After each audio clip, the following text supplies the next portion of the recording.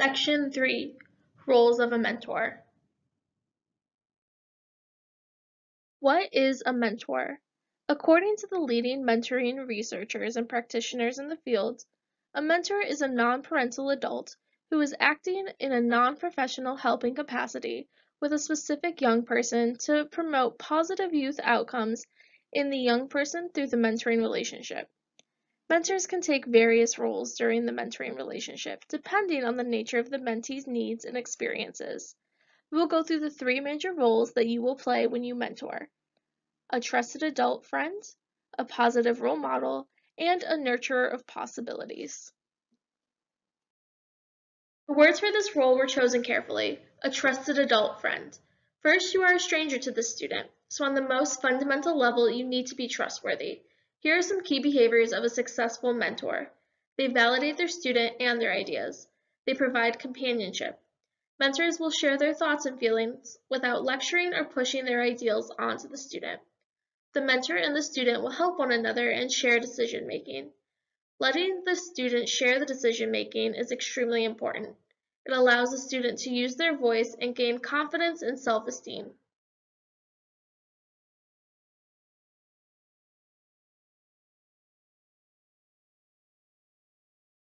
The second role you should play in your mentee's life is being a positive role model.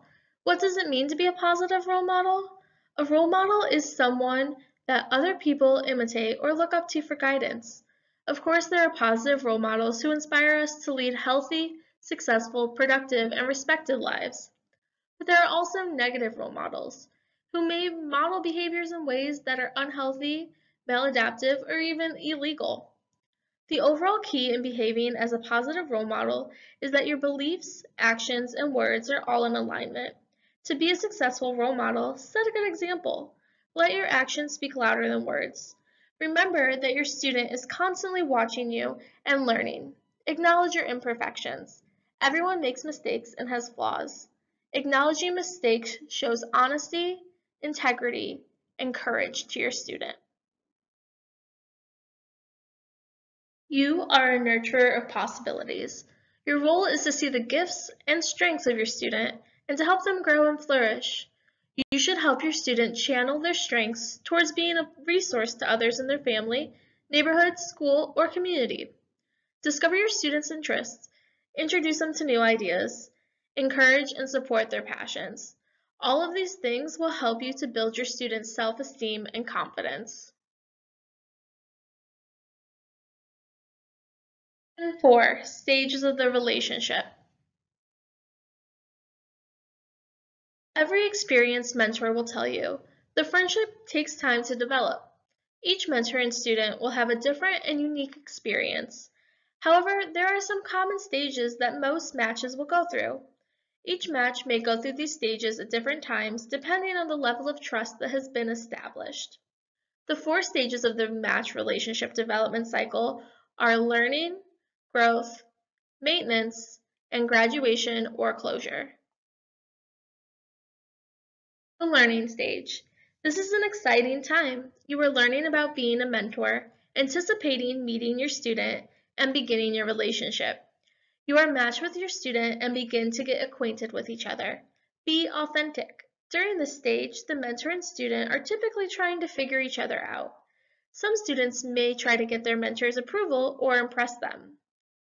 To be successful during this stage, remember to be consistent and flexible. Do what you say you are going to do.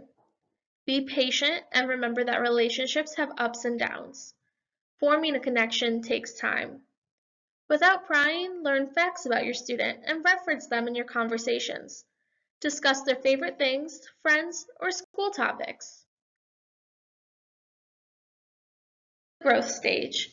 This may be the most crucial time in the development of the relationship. It may be a turning point in the relationship. Your student may begin looking for a reason not to trust you. They could potentially begin to see if you are really committed. The student may push boundaries to see what they can get away with. It is important to commit and to stick to set boundaries if needed. To be successful during this stage, remember, show your student that they can trust you through your reliability, consistency, and time together. As trust develops, your student will probably begin sharing bits of information here and there with you. Recognize and praise accomplishments. If you need to give advice, give reasons and avoid should statements. You don't want to come across as pushy. There will be challenges, so lean on your program coordinator for support. Maintenance stage. This is typically the longest stage of your relationship, in which you meet regularly with your student, build your relationship, and grow together. The relationship with your student has become more positive and realistic.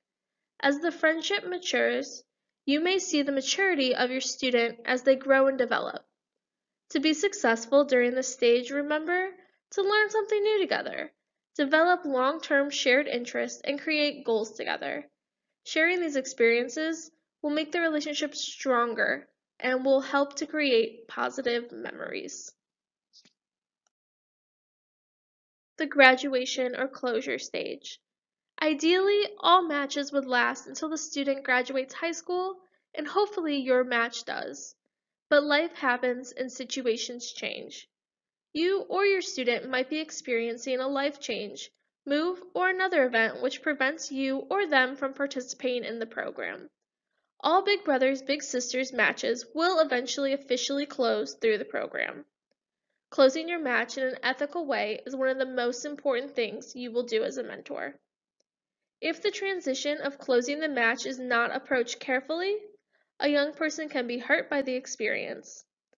No matter the reason or the length of the match, you and your student have given a lot to each other, and closing the match should be handled in a sensitive, thoughtful, and responsible way. Here are some things to remember. Never just stop and disappear from the match. This could have significant negative impacts on your student. Give as much ahead of time notice as possible if closure is looking likely. Many mentors find it easiest to talk about closure with the program coordinator first. Plan to attend an official final event or a final online communication together. Consider writing a letter to the student thanking them for their time and being matched with you. Also, you could highlight some of the fun things you did together.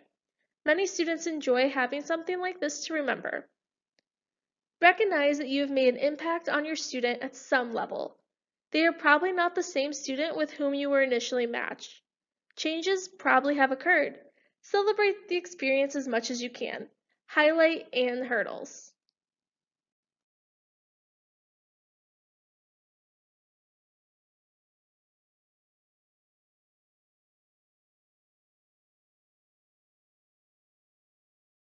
Regardless of the reasons for a mentoring relationship's end, research demonstrates the importance of carrying out a positive and growth-promoting closure process for youth. Dr. Renee Spencer. Research shows that final contact between the mentor, student, and agency is extremely valuable for a healthy closure, and our staff will work with you and the student with this transition. When a match is formally closed, Big Brothers Big Sisters will no longer contact to provide professional support. We do hope that you will stay involved with BBBS and that you might consider mentoring another student, supporting our agency financially, or getting involved in another way. Officially saying goodbye can be hard, but doing it is the ethical thing to do.